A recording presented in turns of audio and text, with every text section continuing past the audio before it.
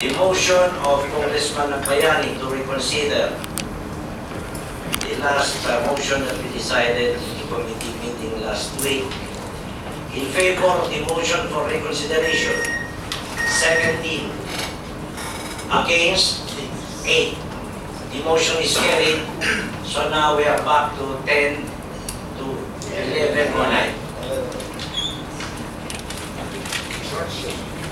Mr. Chairman, I move to adjourn. Any objection to the motion to adjourn? Okay, let's put it to a vote. All those in favor of adjourning, Chairman, may I explain my please raise motion? their hand. Mr. Chairman, may I explain my motion? Let me explain my motion. Okay. The reason why I move to adjourn is that we are already past 4 o'clock in the afternoon. The House plenary is already in session. I would like to reiterate what I said earlier.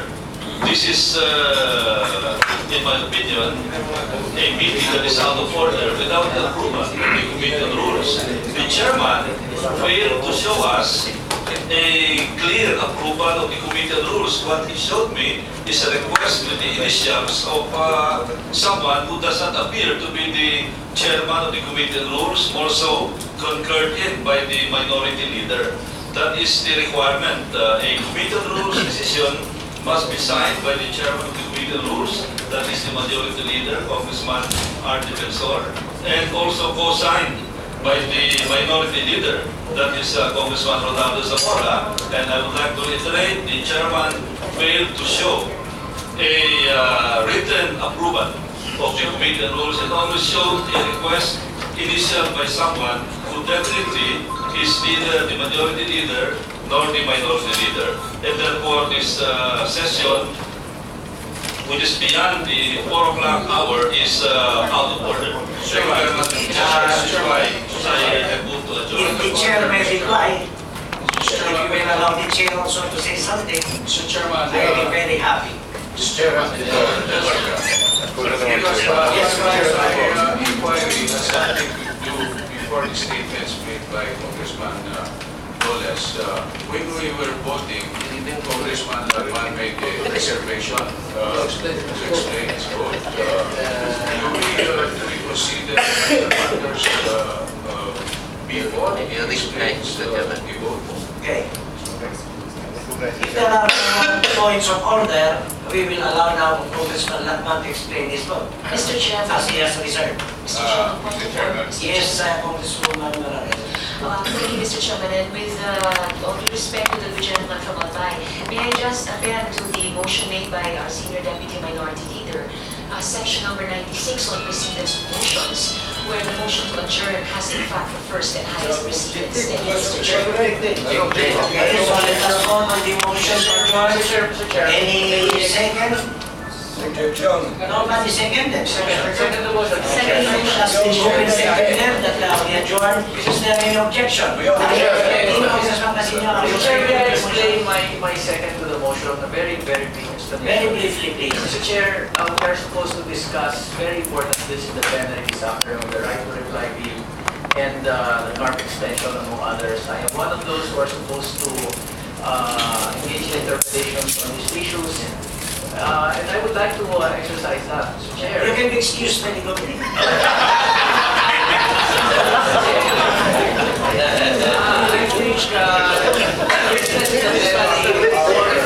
that's why I am seconding the... So I hope that our colleagues from the majority understand also the sentiments. Let us invite the sense of the committee members. All those in favor of the motion to adjourn, please raise your right hand. 6, 7. 7 in favor of adjourning. All those who are against adjourning, please raise your right hand.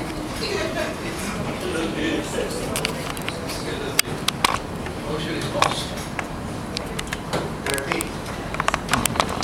With a vote of 17 against and 7 in favor, the motion is lost. So we shall now continue. As I said, we are back to... Yes, Congressman Lakman, I am sorry, I forgot already. You have the first shot at explaining your vote why you voted yes. Thank you, Mr. Chairman. I hope very briefly. My affirmative vote is limited to recommending that House Resolution number 1109 be reported out by the Committee on Constitutional Amendments to the Committee on Rules for eventual consideration by the plenary. In doing so, the Committee on Constitutional Amendments will not be accused playing man, in the sense that it has recommended or reported out some initiatives on people's on culture, but appears that it did vote a particular resolution, which is resolution number 1109. Mr. Chairman, I am not a signatory to House Resolution number 1109.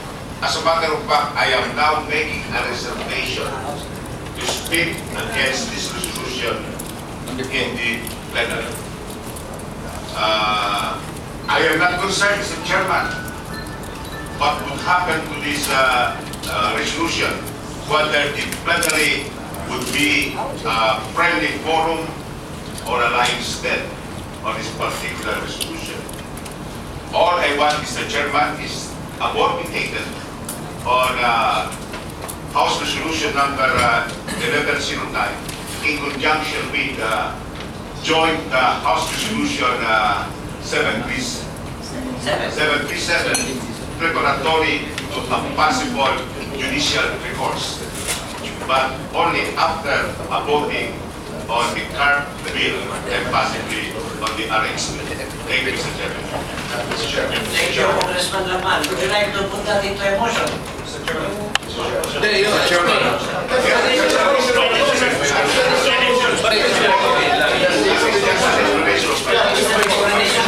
I'm asking him now if he would like to propose a motion based on his explanation. Please, may I, Mr. Chairman? Mr. Chairman. Mr. Chairman, may I build this? Because the motion, what we have voted is the motion for reconsideration. Yes. And the meaning of that is that it is status quo ante.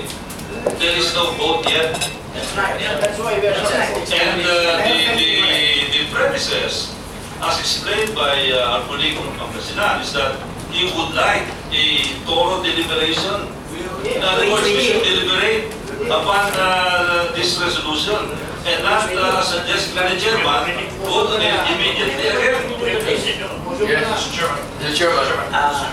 Mr. Chairman, I also would like at this point to appeal to the chairman. You know, when our colleague Congressman Casino made a comment, I am saddened that the chair asked him that he can leave if he wants. I don't think we should... The chairman has no authority to ask anybody to stay on. Mr. Chairman, but the very context of that comment is not very flattering to our colleague. Our colleague would like to debate. Please do not ascribe anybody to whatever I The say. chair is suggesting, is even in effect dismissing our colleague, to me, is not a very parliamentary way of... I have never intended to dismiss anybody.